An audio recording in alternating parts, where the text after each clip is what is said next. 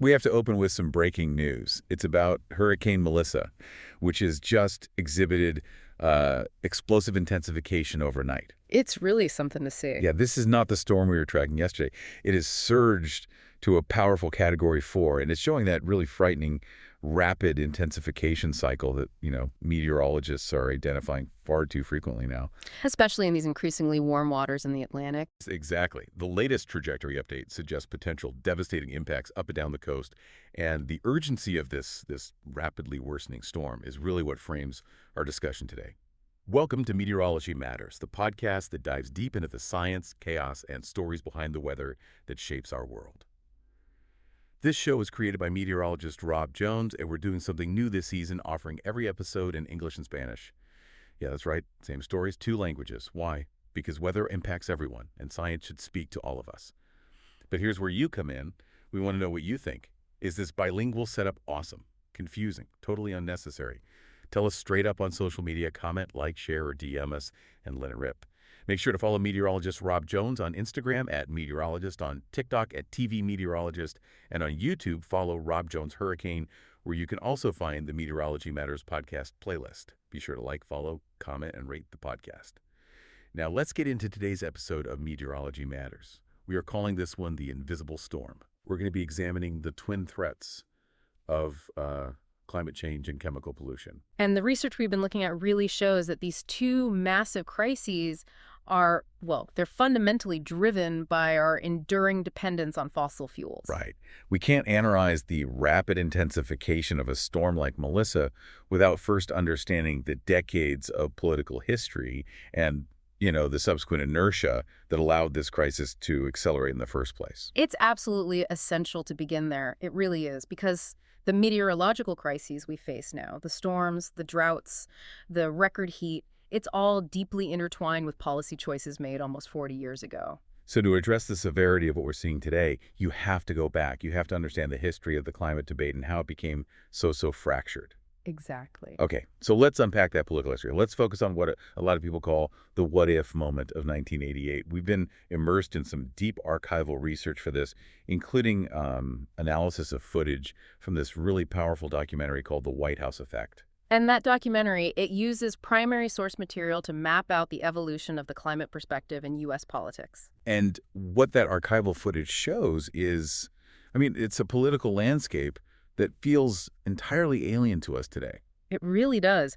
1988 was such a pivotal year because the U.S. was grappling with its worst drought since the infamous Dust Bowl of the 1930s. The damage was immediate, it was widespread, and financially just catastrophic. We're talking about an estimated $160 billion in damage, and that's when you adjust it to $2025. So this wasn't some, theoretical future problem. This was an existential threat hitting the American heartland right then and there. Mm-hmm. And the political response, at least initially, was surprisingly unified. Right. George H.W. Bush, he was campaigning for president at the time. Yeah. And he traveled to the drought-stricken areas. He met with farmers whose livelihoods were, literally drying up right in front of them. And he responded to the science. He openly acknowledged the greenhouse effect, which was the term scientists were using then. He specifically stated that the burning of fossil fuels was contributing excess carbon dioxide to the atmosphere, and that was leading to global warming. He said it. He didn't just acknowledge it. He tied it directly to a political mission. He promised to be the environmental president. And he coined that phrase, right? Yeah, he coined a phrase, the White House effect. And that phrase, it was meant to embody this idea that sound policy coming from the most powerful office in the world. And the nation leading in fossil fuel consumption at the time. Exactly. That policy could effectively tackle what seemed like this overwhelming environmental problem. He presented curbing emissions as, quote, the common agenda of the future. It was a moment just brimming with optimistic possibility. It really felt like something could happen. And what's so important to remember is that this wasn't just some political gimmick. The public was primed for this discussion. Research into that era showed that ordinary Americans, particularly those who remember the energy crises in the 70s, they were actually ready to make sacrifices to address this looming threat. It's incredible to think about. They viewed it almost as a patriotic duty, a nonpartisan issue that transcended political lines. They were ready for leadership. It truly was a potential point of, bipartisan consensus where the science was largely accepted across the board. But here's where it gets really interesting. That consensus was, well, it was systematically dismantled. And the research traces the responsibility for that back to powerful corporate interests. They were the ones who first framed the problem not as a scientific imperative, but as an economic conflict. That economic conflict is laid out so chillingly in an internal Exxon document from 1984 that was unearthed. It provided this stark binary choice for the fossil fuel industry. And the quote is just, it's stunning. We can either adapt our civilization to a warmer planet or avoid the problem by sharply curtailing the use of fossil fuels. Right there. That internal dialogue shows that the industry absolutely understood the science, but their primary focus was avoiding the curtailing part. That was the part that threatened their very business model. And that document really set the stage for the political will to just slowly erode. And this erosion was driven internally by influential political figures, most notably the White House Chief of Staff at the time, John Sununu. Sununu was a powerful figure known to be highly skeptical of environmental regulations, and he acted as an ally to corporate lobbyists who were, fighting against any kind of climate action. He didn't just disagree with the environmental movement. He systematically outmaneuvered those trying to enact policy, specifically the then head of the Environmental Protection Agency, William Riley. And he did this right in the wake of major visible environmental catastrophes. I mean, think about the immense coastal devastation from Hurricane Hugo, and then the disastrous oil spill from the Exxon Valdez tanker. You would expect those events to galvanize action, to push things forward. But Sununu used them to inject skepticism and delay policy. And we have the evidence of this tactic laid out in detail. We do. The research uncovered a confidential memo detailing a global warming scientific skeptics meeting that Sununu convened in 1991. And the entire strategy behind this meeting, it wasn't to genuinely debate the science, was it? Not at all. The goal was to actively recruit and empower climate contrarians to make sure they were articulate and ready for media appearances. So this created the false public impression of a robust and balanced scientific debate. When, in reality, among the vast majority of accredited climate scientists, that debate simply did not exist. It was a strategy designed purely to manufacture doubt. And the effect of this campaign of manufactured doubt on President Bush was palpable. By 1990, just 2 years after his inspiring campaign promise, he's equivocating at a White House climate conference. He publicly stated that two scientists had, quote, diametrically opposed points of view. And then he just threw his hands up and asked the public, now where does that leave us? And that question, where does it leave us? It provided the perfect justification for political inaction and for division. And that division solidified on the international stage at the 1992 Rio Earth Summit. This huge United Nations conference was intended to set international emissions targets. But despite Bush's original commitment to being the environmental president, the U.S. delegation, following Sununu's influence, advocated aggressively against setting any mandatory international emissions targets. And that, according to the sources, that was the single pivotal missed opportunity in the entire modern climate movement. William Riley, the former EPA head who witnessed all this firsthand, he later lamented that this failure essentially removed any chance to keep the climate dialogue nonpartisan. So once the U.S. decided to actively oppose global targets, it became a political football. And that set the definitive stage for the hyperpartisanship that has characterized every environmental discussion ever since. If we connect this failure directly to the present day, we can see that the political inaction of the early 90s directly fueled the meteorological crisis we have now. Absolutely. That delay allowed fossil fuel consumption to surge for 3 decades, fueling the precise climate mechanisms, the warmer oceans, the warmer atmosphere, that are now intensifying weather events, turning routine tropical storms into monsters like Hurricane Melissa in a matter of hours. The research offers a pretty sobering final note on this. It says, we are now in another what-if moment, but the cost of inaction is exponentially higher.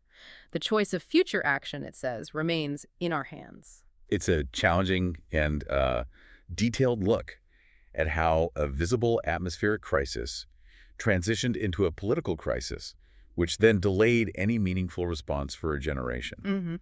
So now we need to pivot.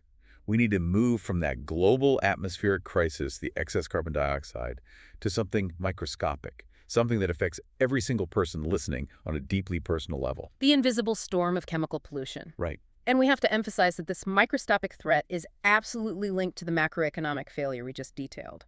Plastic and the complex cocktail of chemicals used to make it is a direct product of the same fossil fuel supply chain that's driving climate change. So as we move away from burning fossil fuels for energy, The industry is looking to plastics as the new, massive consumer of their product. We are literally moving from discussing atmospheric carbon to discussing foreign chemicals infiltrating our own bodies. This is where we get into a truly fascinating recent experiment that was designed to make this invisible problem shockingly visible. It involved 3 reporters, one in New York City, one in London, and one in Hong Kong, who participated in a chemical tracking exercise.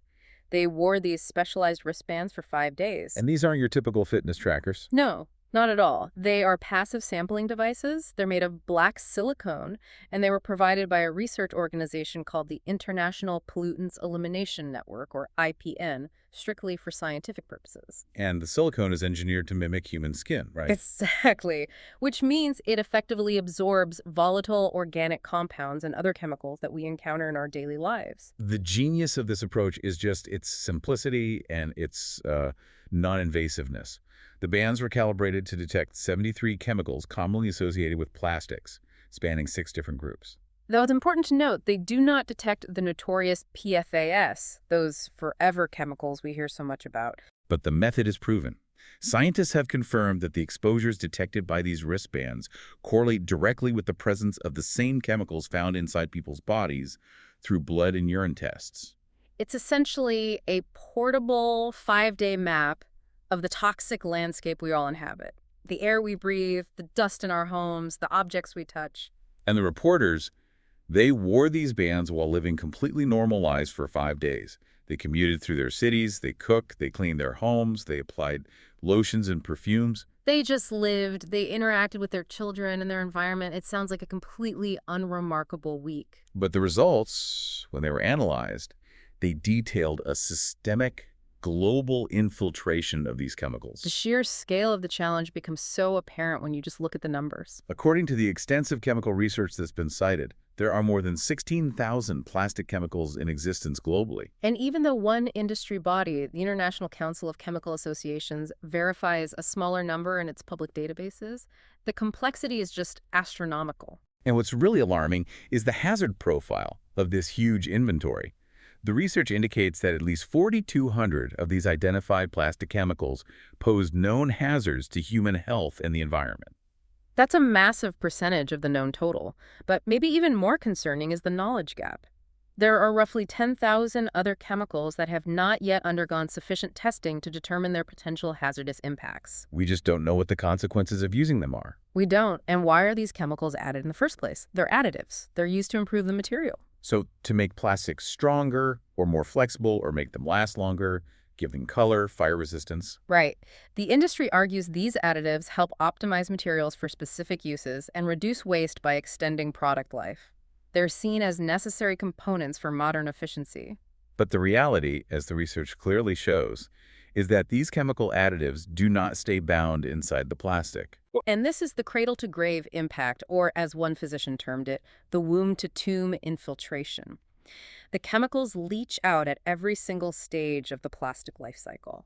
During production in factories, during use, especially when it's heated, during recycling processes, and then during eventual disposal in landfills or the environment. And they don't just leach into the ground, they infiltrate us.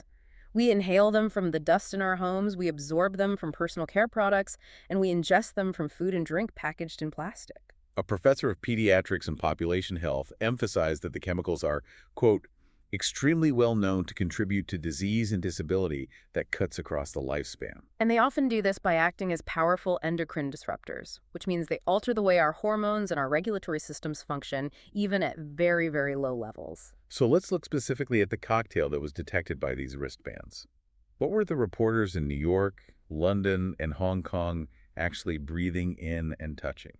The results showed a remarkable similarity across continents, which suggests this is a truly global, pervasive exposure. And the most common exposure, far and away, for all 3 reporters, related to one specific group of chemicals. Phthalates. They're often called the everywhere, everyone chemicals because experts say every single time they run a test on any person, they detect them. We really need to understand phthalates because they are so pervasive. They're the additives used primarily to make hard plastics flexible or soft or stretchy. So think about them in children's toys, in food storage containers, shower curtains, clothing, flexible tubing. But also, crucially, in personal care products. They're often listed simply as fragrance because they act as carriers for scents and improve product textures in lotions and perfumes. And the health concerns linked to phthalates are profound. They're consistently connected to fertility problems, premature birth, neurological and behavioral disorders in children, including ADHD, obesity, depression, and terrifyingly, cancer and cardiovascular disease.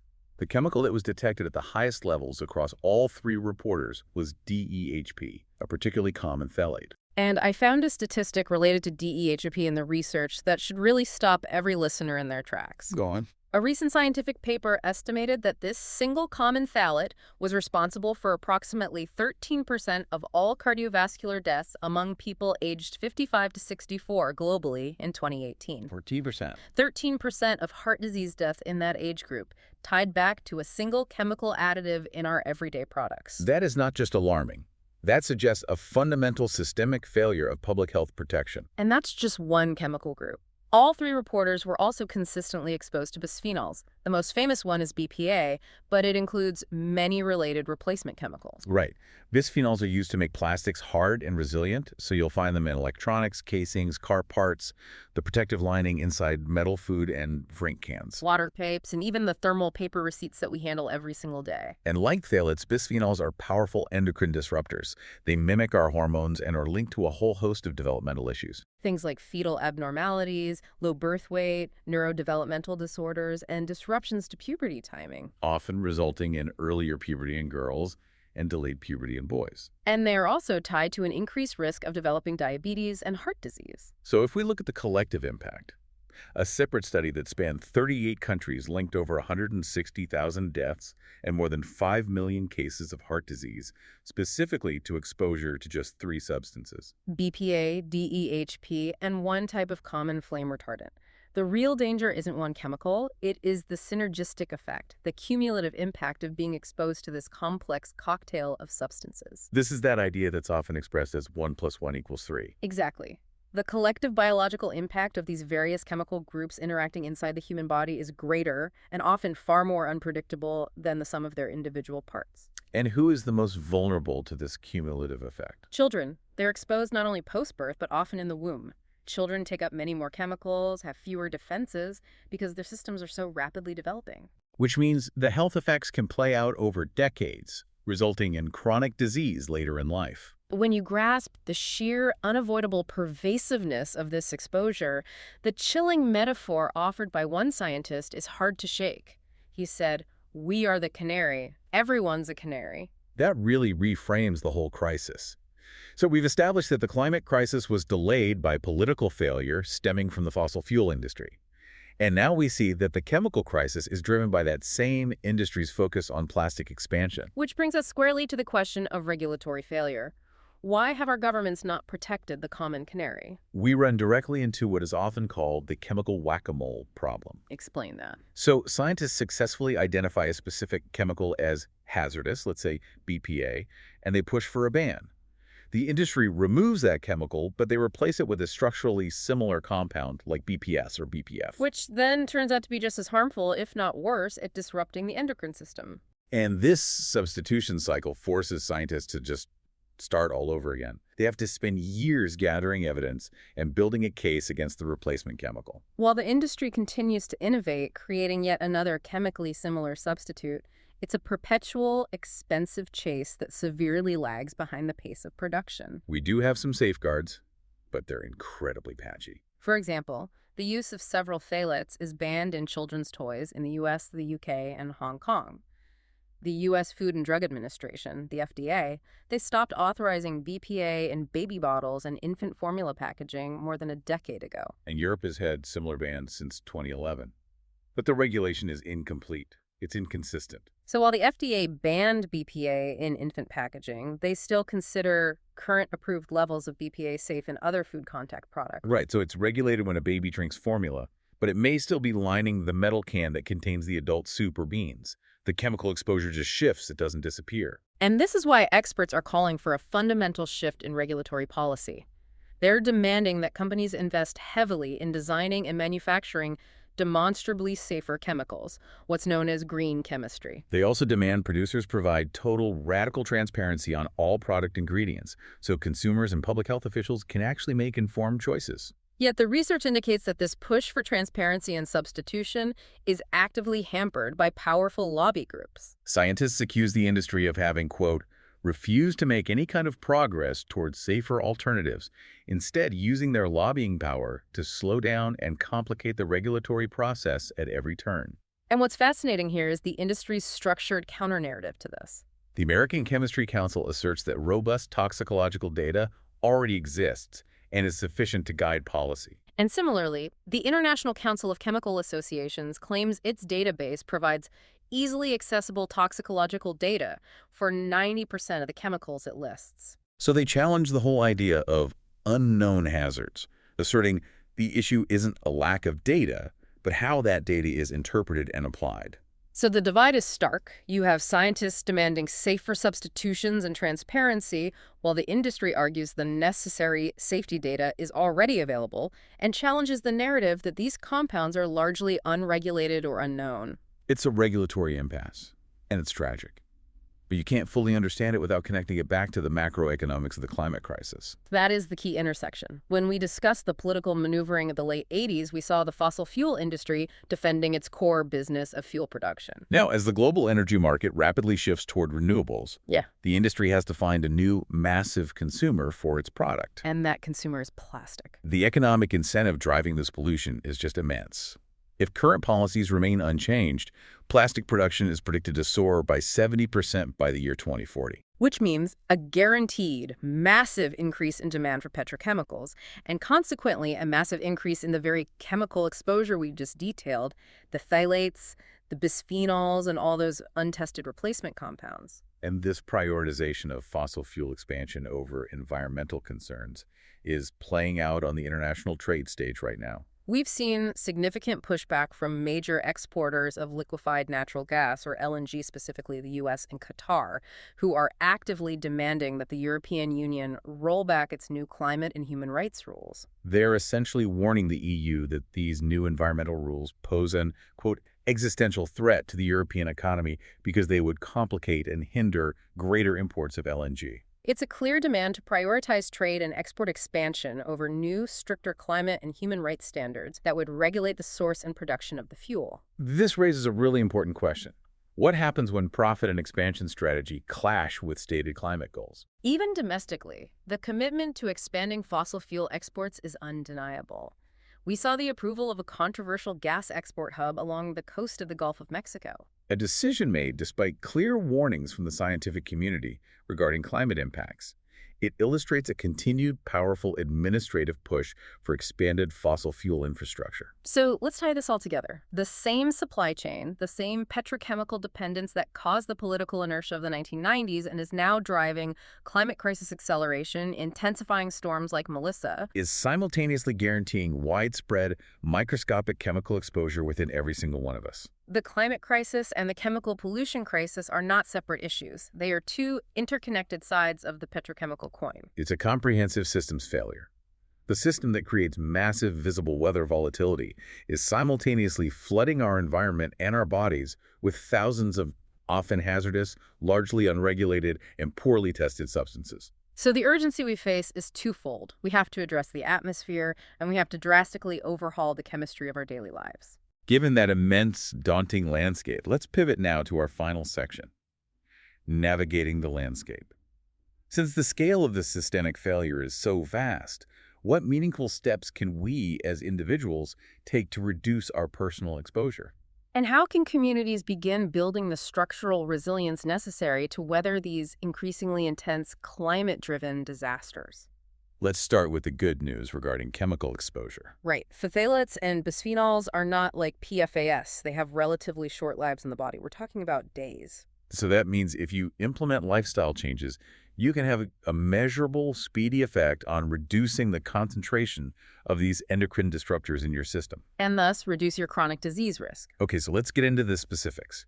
What are those actionable steps for personal exposure reduction? These are straightforward ways to disrupt the pathway of chemicals entering your body. The most direct intervention involves heat. You have to avoid microwaving plastics and placing them in the dishwasher. Because heat significantly accelerates the leaching of chemicals into your food and water. They're identified as straightforward ways chemicals enter the body. Instead, use non-plastic containers, glass, ceramic, stainless steel, for all food storage and reheating. We should also be acutely aware of what we bring into the home, especially for our children. The recommendation is to give children toys made from materials like certified wood or silicone. Rather than those softer, flexible plastics, which are often loaded with phthalates. And be mindful of processed foods. They have far more contact with various layers of plastic packaging, which increases the opportunity for leaching. And don't forget your personal care routine. Phthalates are often hidden under that umbrella term fragrance in makeup, lotions, and skincare. Consciously checking those ingredient lists is a crucial reduction step. And finally, and maybe less obviously, you have to address chemical-laden dust. That's a key point on dust. Chemicals leach out into our household dust, which we then inhale. So we need to ensure good air circulation in our homes and workplaces to reduce that buildup. Using a HEPA filter vacuum cleaner, dusting frequently with a damp cloth, because wet cleaning traps the chemicals. And even installing high-efficiency air filters can significantly reduce the internal exposure risk. These simple measures can really break the cycle of absorption. Okay, now let's shift to the other side of the resilience coin.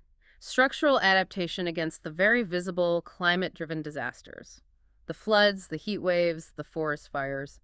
The research we looked at offers some fascinating commentary on alternative living styles and how communities can adapt, using regions like West Virginia as a kind of case study for resilience and self-reliance. The underlying philosophy really centers on finding personal independence and happiness by minimizing economic overhead and relying more heavily on communal support and the land itself. That commentary highlighted the immense long-term value of acquiring and holding country land. It's described as a key to independence and happiness. By engaging in a low-overhead life, focusing on skills like gardening, canning, fishing, hunting, and minimizing necessary expenses, families can build a financial and logistical buffer against instability. Against supply chain shocks. It's about combining traditional, almost pre-industrial survival skills with selective modern conveniences. The goal is to build a life that's less tethered to these massive complex systems that are proving to be increasingly vulnerable to climate upheaval and economic volatility. And specifically, the sources address structural resilience against the physical impacts of intensified weather. For those building or renovating, the recommendation is clear.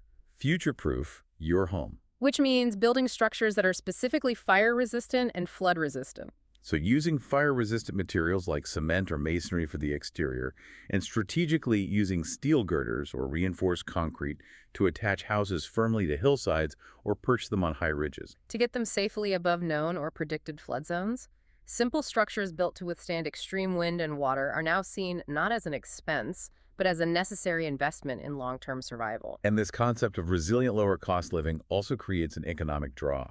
If an area addresses quality of life, access to internet, decent education, community support, it naturally attracts people escaping costly, disaster-prone cities, whether they're retirees or remote workers looking for scenic views and stability. But resilience can't just be about individual property ownership.